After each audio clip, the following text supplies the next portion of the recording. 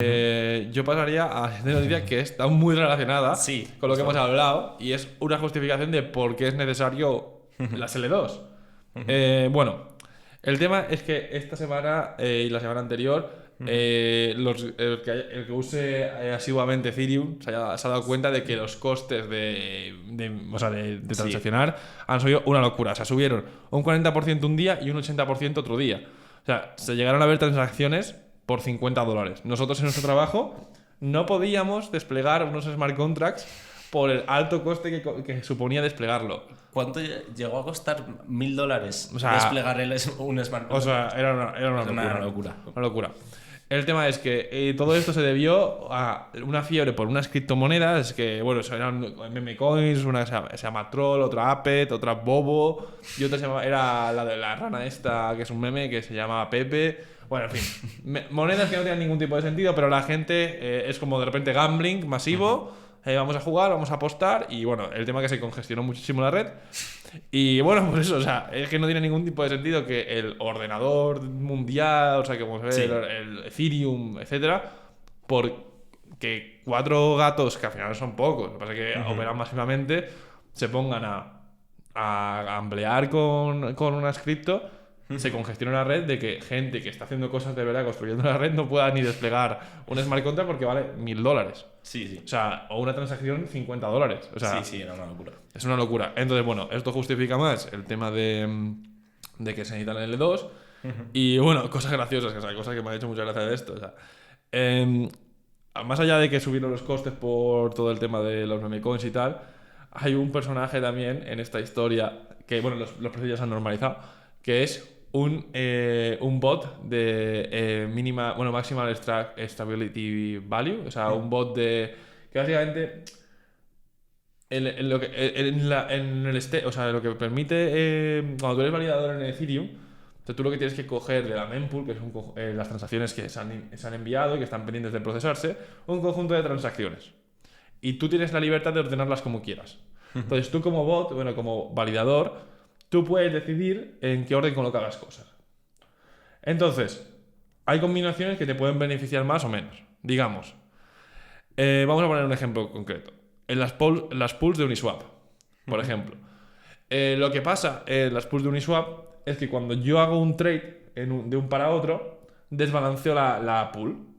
Entonces, ¿qué pasa? Que el otro token pasa a ser más barato respecto a esto. Entonces, ¿qué pasa? Que si tú eres el bot, bueno, el validador, yo sé que después de esa transacción va a ser más barato. ¿Por qué no le meto una transac debajo, y le compro por encima de todas las otras personas que vayan ahí? O sea, porque aparte de poder seleccionar transacciones a la mempool, como validador puedo crear transacciones que en ese momento y meterlas en el orden que yo quiera, incluso que sean del propio validador. Entonces, eso es lo que ha hecho una persona. Bueno, realmente ha sido más complejo porque ha hecho un ataque que se llama ataque de sándwich o algo así. Sí, bueno, un sándwich es meter Una una delante antes y una después. Claro, porque en las pools de Uniswap, obviamente hay seguridad, no, o sea, como se desbalancea, cuando yo opero, lo que tienes que hacer es decir, vale, más o menos quiero tradear en este precio. Que si de repente, como no es instantáneo el trade, pues tú tienes que poner como un margen de seguridad y decir, vale, yo hasta este precio lo acepto. El tema que lo que hacía este bot es ver gente que tenía este valor muy alto, lo que hacía es meter una transacción antes que le llevaba al máximo de seguridad de esta gente, que era alto, le desbalanceaba el token, le ponía la transact, operaba y luego compraba muy barato. Entonces era como, o sea, luego lo volvía a vender. Entonces, bueno, básicamente ha sido una locura. No sé si llamarlo robar, no es robar, pero bueno, ha sacado mucha pasta hasta el punto que este bot usó el 7% del gas de Ethereum durante un día. O sea, el 7% por una persona. O sea, es una absoluta locura. $950.000 en fees solo de esta persona. Sí. Bueno, esta persona, bot, etcétera, lo que queramos llamar. Y nada, eso es, o sea, una cosa curiosa. Interesante el tema de los bots estos. Sí, es bastante... Es un poco preocupante en mi opinión, porque al final estableces como un rango, o sea, un rango o clases dentro de Ethereum, en el cual hay gente que decide en qué... O sea, hay gente que tiene más poder sobre qué transacciones se ejecutan, cómo se ejecutan, que otras personas, lo cual a mí me parece problemático. Si bien al final es verdad que hay poco que se pueda hacer realmente, y es casi inherente a la descentralización bueno, no, en verdad no. Es que es difícil, o sea, se podría hacer de alguna forma ordenar por gas, bueno, ya se hace. O sea, el tema es que es prácticamente imposible. O sea, ahora mismo no sabría decirte si es imposible, obviamente, pero yo creo que seguramente sea imposible porque el tema es que son sistemas distribuidos. O sea, no, el orden en el que tú lo emitas no se puede comprobar. O sea, a mí me puede llegar una transac ahora, me puede llegar en 3 días, en 5 días, en 10 minutos más tarde, ¿sabes? Entonces, es difícil. Pero, bueno, se puede investigar. ¿Solana no tenía algo Sí, diferente? de hecho, era justo lo que yo iba a decir. Solana implementa un Proof of History, ¿Sí? que básicamente a lo que se refiere es esto. O sea, al final tienen un timestamp interno que se puede generar a través de métodos criptográficos que no vamos a entrar, pero básicamente pueden saber si una transacción es anterior a otra. Vale. Pero claro, esto tampoco te sirve realmente, porque, o sea, por ejemplo, si tú quieres pagar 1 de gas y yo quiero pagar 1000, mi transacción... O sea, ¿por qué un validador tiene que aceptar tu transacción en vez de la mía? No... O sea, tiene mala solución. Claro. Pero, ¿cómo hacen para generar, no sé si lo sabes, el tema de generar un timestamp? Es que es difícil eso, o sea, como... Era muy complicado, no te sé explicar exactamente. No te sé explicar. O sea, lo leí hace tiempo y no lo tengo claro todavía. Pero bueno, sí que... O sea, puede haber métodos, pero es verdad que es complejo y justo lo que dices tú, o sea, que algo venga antes no quiere decir que tenga que ser minada. O sea, lo que, bueno, se puede hacer... Bueno, lo que se podría llegar a hacer es decir, bueno, mino todo, o sea, bueno, no, o sea, voy a minar todo, pero si tengo que quitar algunas, me da igual el orden, tal, pero es que el problema es que esa transacción ya nunca podría ser ejecutada, por ejemplo. ¿Sabes lo que te digo? Es decir, por ejemplo, si yo digo, vale, mi prioridad es cojo transacciones que me den más de esto, porque este es el mínimo del bloque. O sea, solo hay X cantidad que caben, cojo las que más me den. Claro. ¿Vale? Si no está lleno, voy a coger todas y las voy a hacer en orden. Si no, las cojo en orden, pero si no has llegado, no te las mino. El problema es que esto es un problema porque hay muchas transacciones que no se van a minar. Claro.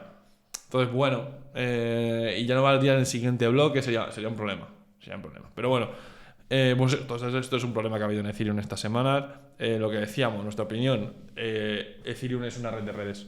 Es una red que al final no tiene sentido construir ahora mismo aplicaciones dentro de él si tienes una visión a largo plazo, a menos que sea algo muy tocho que digas, joder, es que vale, esto es algo que está valorado en millones de euros, lo tengo que hacer dentro de Ethereum porque no me fío de un Polygon. O sea, prefiero tener la seguridad de un Ethereum y me da igual que de vez en cuando una transacción que me valga $50.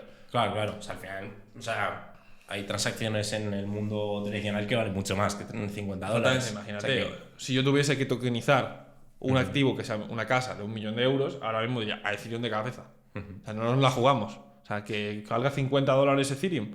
Voy a hacer una transacción en un momento. O sea, es el menor de los problemas si la casa vale $1 millón. Ahora, pues, bueno, no me la jugaría a un Arbitrum ni a un Optimism. Claro. A lo mejor un Polygon, tampoco, pero. O sea, eso. Ahora, si lo que tengo es algo que vale 200 euros, 300, imagínate, sacamos una colección de NFTs del podcast que habilitamos X features, etc.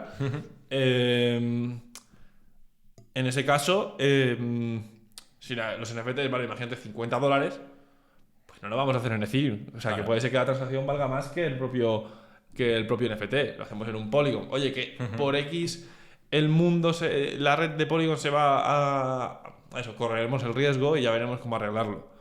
Pero no nos la podemos, o sea, con activos tan grandes no merece la pena, o sea, porque es peor el remedio que la solución, que el problema. Entonces, bueno, eso es, o sea, al final con lo que creemos, nuestra visión es que Ethereum va a ser una red de redes y hay que usar las L2.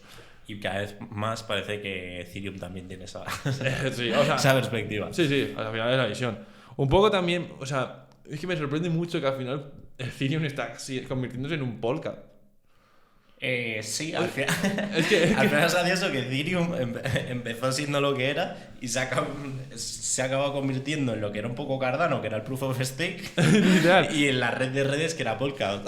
Es que al final va quedándose con lo mejor, o sea, poco a Sí. poco, pero, o sea, Sí, al final es claramente. O sea, hay que darle la enhorabuena era muy difícil el reinventarse y poder actualizarse a las novedades del momento. De hecho, surgieron todas estas redes que les llamaban los Ethereum Killers XD. para suplir estas carencias que antes tenía Ethereum, y parece que poco a poco y con muchas críticas siempre, pero bueno, al final siempre va avanzando hacia una red que realmente, o sea, para ser sinceros, no hay competencia. No, o sea, ahora mismo no hay competencia. O sea, solo hay competencia real en usar redes que sean L2 de Ethereum. O sea, que al final no es competencia. Que al final está compitiendo contra sí mismo. O sea. O sea, pero no es competencia. Al final es. Sí, Va a llegar a Ethereum de una forma u otra. Sí. O sea, es hacerlo un poco más óptimo. Es verdad que la ventaja que tiene Polkadot respecto a Ethereum, o sea, ahora mismo las L2 de Ethereum que están desarrolladas tienen que ser EVM y seguir las reglas de consenso de EVM. Por ejemplo, la ZKVM que dijimos de Polygon, o sea, es una ZKVM y no puede salirse mucho de las reglas de consenso. Bueno, realmente no sé si se puede salir un poco, ¿vale? Pero la mayoría la tiene que respetar. Arbitrum y Optimism realmente son Ethereum. O sea, sí. Ethereum en L2 y movemos transacciones, hacemos batches. Si quisiéramos cambiar una regla de consenso o hacer una red diferente, no se podría hacer las rollups que están haciendo porque sería difícil. O sea, la cosa es que, así sin entrar mucho en detalle, pero si hay alguien técnico con curiosidad, los rollups optimísticos, lo que se hace cuando alguien envía cuando un validador sumitea un batch que es inválido, se puede hacer una prueba de que ha sido, de que está mal, de invalidez, una prueba de fraude, exactamente. Y esto se consigue, la L1, que sería Ethereum, imaginamos Arbitrum y Ethereum, Arbitrum como L2 y Ethereum como L1, lo que se consigue es, en la L1 se simula toda la ejecución de una transacción en la L2. ¿Por qué? Porque el entorno es el mismo, o sea, claro, el bytecode es el mismo, etcétera, todo es igual. Entonces se puede demostrar en la L1 que la L2 ha sido inválida. Hacerlo si hay unas reglas de consenso diferentes sería muchísimo más complicado. Claro. Pero bueno, seguro que hay métodos. O sea, se me ocurren métodos, pero muchísimo más complejos. O sea, imagínate tener que hacer un smart contract que simule la ejecución de otro smart contract. Se te va a la cabeza. Muy difícil. En cambio, bueno, esto es nativo. Entonces, bueno, iremos viendo cómo escala. Pero desde luego que este es el futuro.